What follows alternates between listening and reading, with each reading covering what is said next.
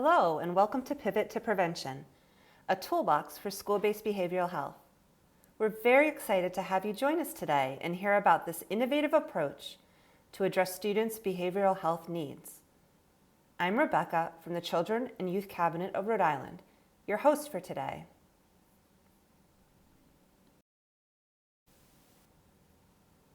Our goals for today are the following.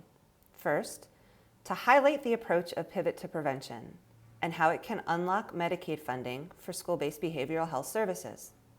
Second, to determine where this approach can be most successful, perhaps in your district.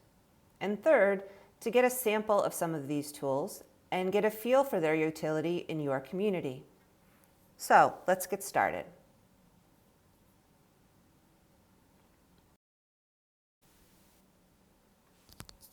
Since you're spending time listening to this, you're well aware of the need for behavioral health services for children and youth.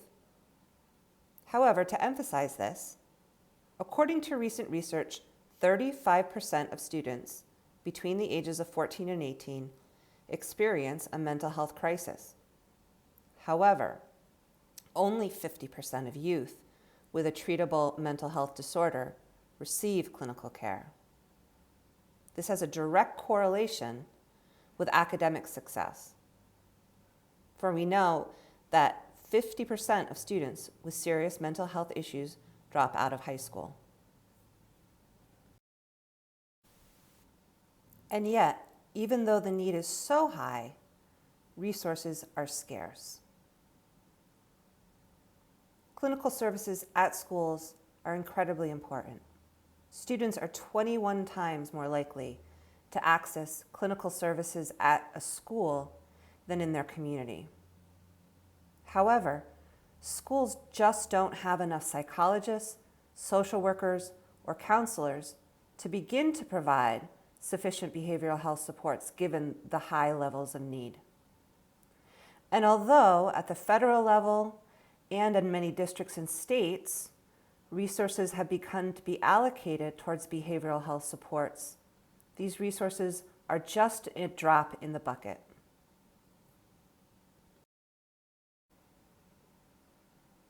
So what do we mean when we talk about unlocking Medicaid? In many places, Medicaid is available to reimburse clinical services provided by licensed clinical providers. These reimbursements are reasonable and make it financially feasible for these clinicians to provide services. In the field of education, there's been a lot of focus recently on getting school districts to be able to draw down Medicaid for the behavioral health services that are provided in-house, such as by psychologists or social workers. While this is necessary and very important work, it leaves ignored the potential to fund clinical services with Medicaid for non-district personnel who are partnering with schools or placed in schools. Pivot2Prevention is designed to unlock those resources. So what is the Pivot2Prevention approach? We know that the school system is the public system that most children and youth interact with. However, our schools are not designed as behavioral health systems. For instance, schools often have difficulty screening for behavioral health issues, generating appropriate referrals, partnering with clinicians, and creating holistic feedback loops. Pivot2Prevention closes that gap by providing a set of processes and tools to bridge between schools and clinical partners. This allows clinicians based at a school to be able to serve a caseload of students and then draw down Medicaid at no cost to the school system.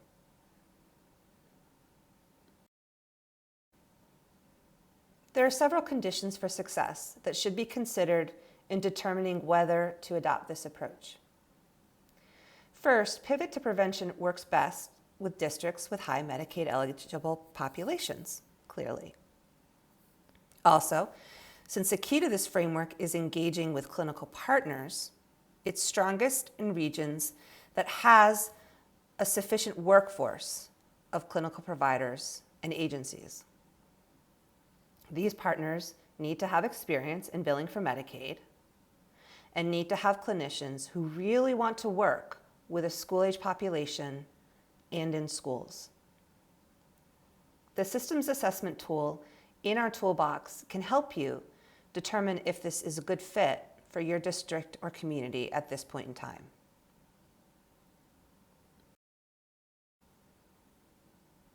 At this point in the presentation, we'd like to take a minute to talk about your host for this presentation, the Children and Youth Cabinet of Rhode Island, or CYCRI, the organization that I lead. CYCRI is an intermediary. We support a portfolio of evidence-based prevention programs and interventions. Part of what we do is to implement best practice locally and then take what we've learned and make that accessible to other communities across the country in the form of tools, coaching, and technical assistance. Currently, we support communities in Alabama, Mississippi, Tennessee, Utah, and Arizona. Several years ago, CYCRI began implementing this approach in Rhode Island. We were successful in launching school-based behavioral health services in over 25 schools to start in a large urban district. What we learned were that key to the success are tools that facilitate the partnership between schools and clinical partners. These became the tools in our Pivot2Prevention toolbox.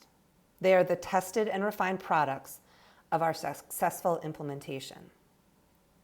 Currently, we are drawing down between $800,000 and $1 million in Medicaid annually for school-based behavioral health services.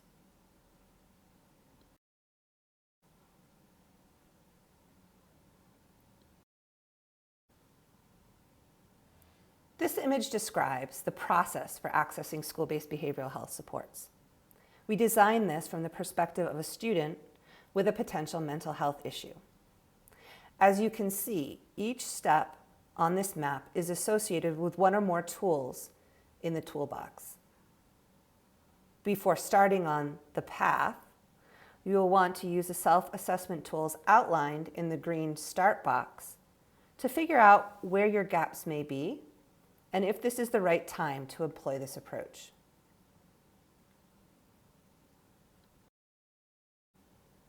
So now let's take a quick peek at just a few of the tools and how they might be useful in your community. This tool outlines a multi-tiered system of supports. It will help you evaluate all of the behavioral health supports you have or may not have in your system, both at the school and in your community. Clinical behavioral health services are considered a Tier 3 intervention. However, robust Tier 1 and Tier 2 services are essentially important for an ecosystem of behavioral health supports.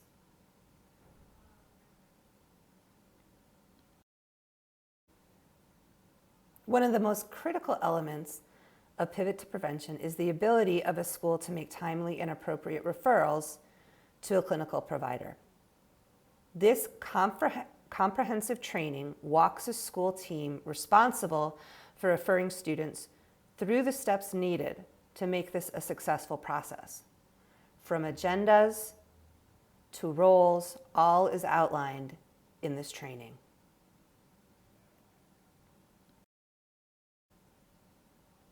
Here's another tool, a script for family outreach.